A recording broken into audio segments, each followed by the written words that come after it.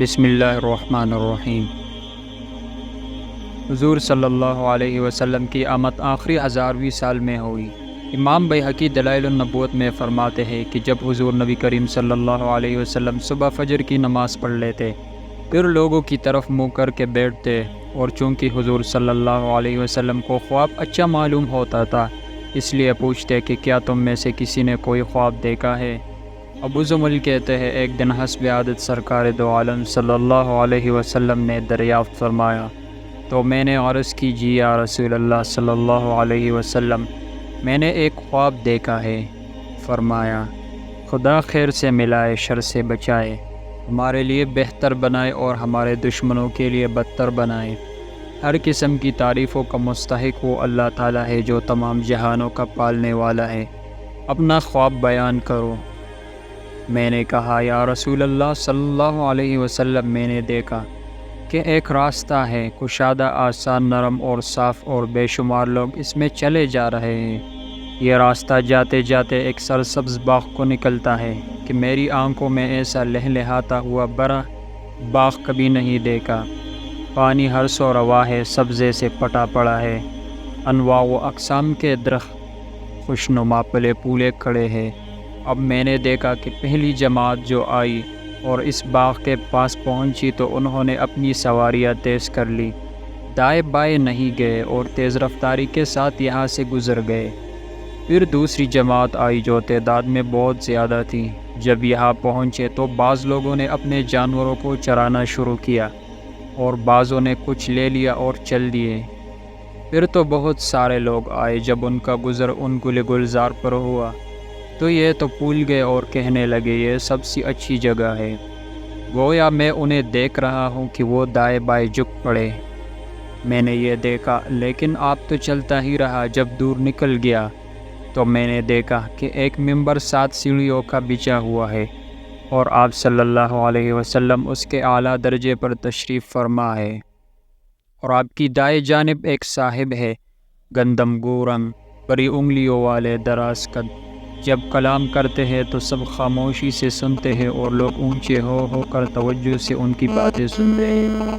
اور آپ کی بائیں طرف ایک شخص ہے، بڑے جسم کے، درمیانہ قد کے، جن کے چہرے پر بکثرت تل ہے، ان کے بال گویا پانی سے تر ہے۔ جب وہ بات کرتے ہو تو ان کے اکرام کی وجہ سے سب لوگ جھک جاتے ہیں۔ پھر اس سے آگے ایک شخص ہے جو اخلاق و عادات میں اور چہرے نقشے میں بالکل آپ صلی اللہ علیہ وسلم سے مشابہت رکھتے ہیں۔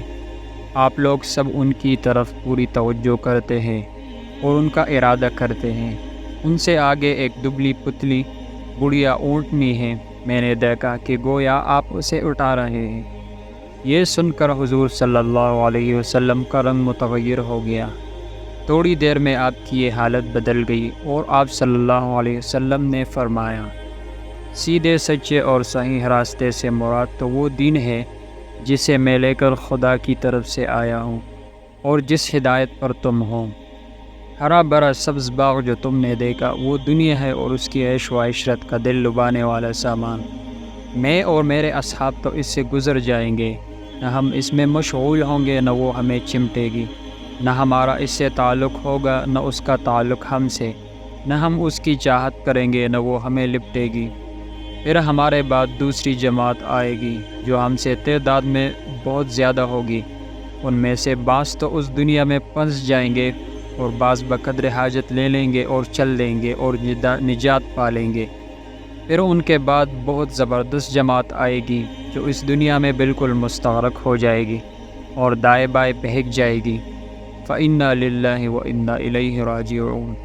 اب رہے تم اپنی سیدھی راہ چلتے رہو گے یہاں تک کہ مجھ سے تمہاری ملاقات ہو جائے گی۔ جس ممبر کے آخری 7ویں درجے پر تم نے مجھے دیکھا، اس کی تعبیر یہ ہے کہ دنیا کی عمر 7000 سال کی ہے۔ میں آخری 1000ویں سال میں ہوں۔ میرے دائیں جانب جس گندمی رنگ موٹی ہتھیلی والے انسان کو تم نے دیکھا، وہ حضرت موسیٰ علیہ السلام ہے۔ جب وہ کلام کرتے ہیں تو لوگ اونچے ہو جاتے ہیں، اس لیے کہ انہیں اللہ تعالیٰ سے شرف ہم کلامی ہو چکا ہے۔ اور جنہیں تم نے میرے بائیں جانب دیکھا، جو درمیانہ قد کے، بڑے جسم کے، بہت سے تلوں والے تھے، جن کے بال پانی سے تر نظر آتے تھے وہ حضرت عیسیٰ علیہ السلام ہے۔ چونکہ ان کا اکرام اللہ تعالیٰ نے کیا ہے، ہم سب بھی ان کی بزرگی کرتے ہیں، اور جن شیخ کو تم نے بالکل مجھ جیسا دیکھا وہ ہمارے باپ حضرت ابراہیم علیہ السلام ہیں۔ ہم سب ان کا قصد کرتے ہیں اور ان کی اقتداء اور تابعداری کرتے ہیں، اور جس اونٹنی کو تم نے دیکھا کہ میں اسے کھڑی کر رہا ہوں، اس سے مراد قیامت ہے جو میری امت پہ قائم ہوگی۔ نہ میرے بعد کوئی نبی ہے اور نہ میری امت کے بعد کوئی امت ہے۔ فرماتے ہیں اس کے بعد رسول اللہ صلی اللہ علیہ وسلم نے یہ پوچھنا چھوڑ دیا کہ کسی نے خواب دیکھا ہے؟ ہاں، اگر کوئی شخص اپنے اپنا خواب بیان کر دیتے تو حضور صلی اللہ علیہ وسلم اس کی تعبیر دے دیا کرتے تھے۔ تفسیر ابن کثیر میں یہ واقعہ لکھا ہوا ہے۔ اب سوال یہ ہے، اگر دنیا کی عمر 7000 سال ہے تو پھر قیامت کیوں نہیں آئی ابھی تک؟ کیونکہ 1004 صدیاں گزر چکی ہے۔ اس سوال کا جواب اس حدیث سے ملتا ہے۔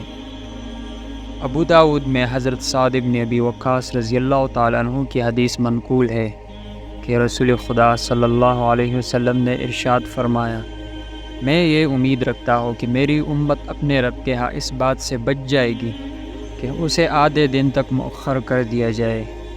لوگوں نے پوچھا، یہ آدھا دن کتنا وقت ہوگا؟ حضرت سعد نے فرمایا 500 سال۔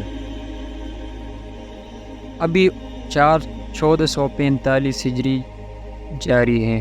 اگر امت محمدیہ یعنی مسلمانوں کی عمر 1500 سال ہوئی تو ہمارے پاس تقریباً 55 سال بچتے ہیں۔ ان 55 سالوں میں عراق، شام اور مصر کا تباہ ہونا، دریائے فرات سے سونے کے پہاڑ کا نکلنا، سونے پر خون ریز جنگ کا ہونا، دھواں کا نکلنا، قسطنطنیہ کا عیسائیوں کے ہاتھوں میں جانا، امام مہدی رضی اللہ تعالیٰ عنہ کا ظہور ہونا، ملحمۃ الکبریٰ کا ہونا، سورج کا مغرب سے نکلنا،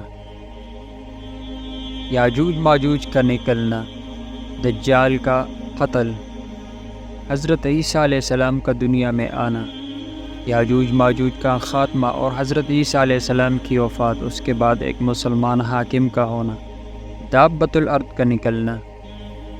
غالباً اس کے بعد امت محمدیہ کا تقریباً خاتمہ ہو جائے گا، حتیٰ کہ یمن سے ایک ہوا آ کر مسلمانوں کی روح قبض کر لے گی۔ یہاں تک کا ہونا ہے۔